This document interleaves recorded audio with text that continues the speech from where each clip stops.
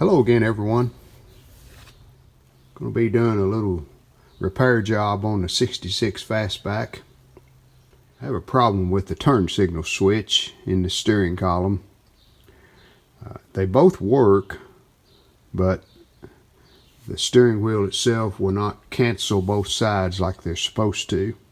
One side seems to work okay, but the other side just will not cancel it once you make your turn.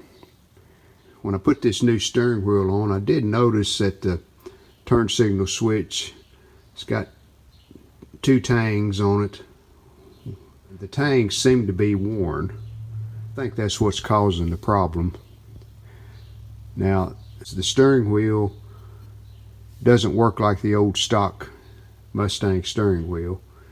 It has roll pins that mount in the hub that hit those switches depending on which way you're turning, and that's what cancels the turn signals once you make your turn. And normally when you change a turn signal switch on the Mustang, it's not really that complicated. The wiring comes, of course, from the top of the steering wheel, goes down the steering column, and then the stock harness has just a little square plug. Well, you'll notice on mine I put an Autowire wiring harness in the car, and when I did, I changed this plug to this inline type. The only problem with that is the new turn signal switch, it has terminals on each wire, but they won't be the same terminals as what we're using here on this Autowire plug. And here's our new turn signal switch. But I was able to find some spare connectors that I had left over from the Autowire harness. So there we go. First step, take the steering wheel off. Next, we'll remove the center nut. That's a 15/16 socket. There's a switch, 3 Phillips screws. One there, and one over here. Your metal washer that the 3 screws go through. So we gotta get that off. Get the spring out of the way first. Okay, then our turn signal lever, take it off. Okay, we got it kind of loose enough. Let me hold the replacement up. It is thicker right here too, but you can see the ends of these tangs, how they're made different than this one. And some of that I think is because these are wore down, but I think some of it is they're just made different. A lot heavier switch here. You can see the plastic parts thick on the new one. Alright, we have the old switch cut out of the way. Pulled the wires out, and then there's 2 Phillips screws, one here and that one's still in there. It's loose. That holds the collar, and we want to loosen it, slide it out of the way. That makes it easier to feed the wire through here and then down the column right here. So we've taped up the ends of the new wires.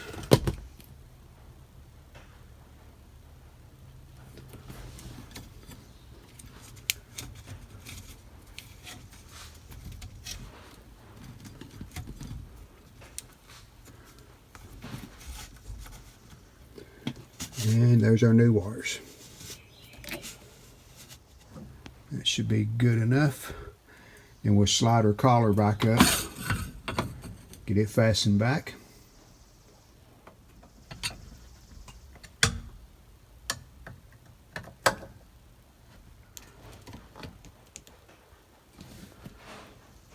Switch is in position, so we put the ring back, or the washer back on, and the 3 screws. Switch is fastened down. Now that's about all we can do up here for now. Next we'll be putting the ends on those wires and plugging it back in. Okay, just cut the wires off, so now we need to remove these one at a time. Put a new end on each wire one at a time and snap them back in the connector. Alright, all the wires are connected to the plug. So let's plug it in and see what we got. Alrighty, left blinker, right blinker. Let me get a jumper wire and I'll test the horn. I think it works. Route all these cables and get them put back up under the dash where they belong. Got to mount the emergency brake pedal back. I'll get that buttoned up, and then we'll put on a steering wheel and see if the turn signal cancelers are working. An easy way to check the cancelers to see if they're working correctly without putting the steering wheel on. I'm just going to put the car back up on the lift. We'll raise it just enough to get the front wheels off the floor. And then I can just turn the hub that I put on that the steering wheel mounts to. I can just put it on and turn it by hand to check those signals. Before we put the hub on, I'm going to put a couple of new roll pins. So I'll start with new straight pins. Well, these pins might have worked okay. You can see where I bent this one trying to adjust it to where it will hit the pawl on the turn signal return. So a couple of new ones, and we'll try it and see if it works.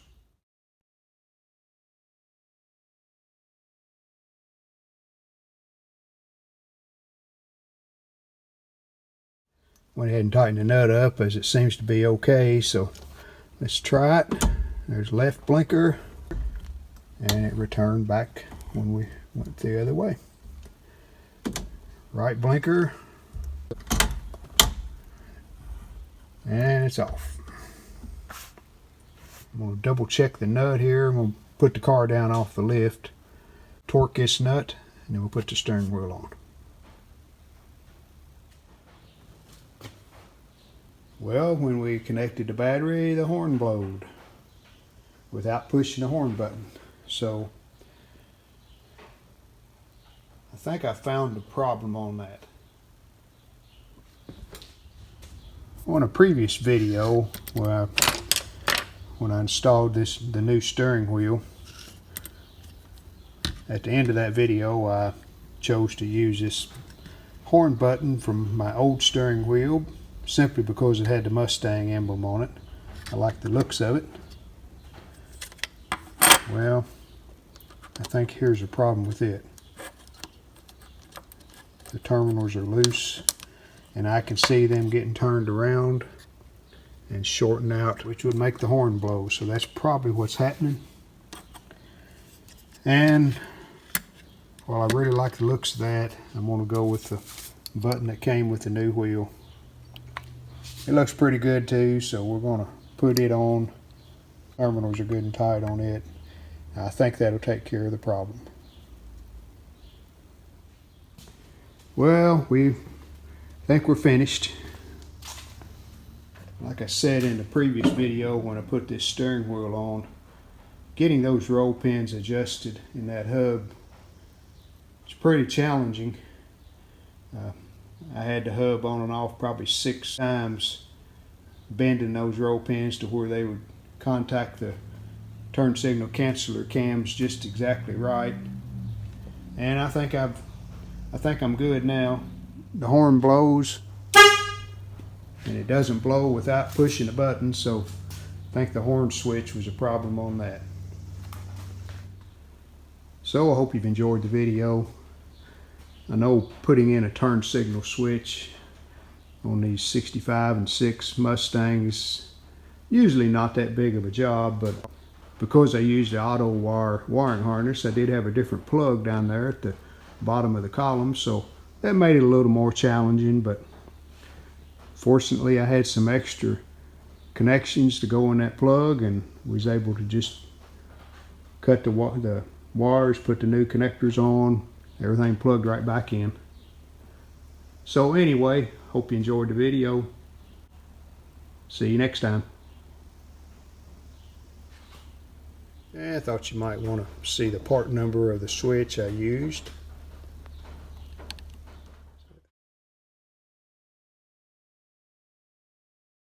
We hope you've enjoyed this video. If you did, hit the like button, and we'd love it if you would subscribe to our channel. Thanks.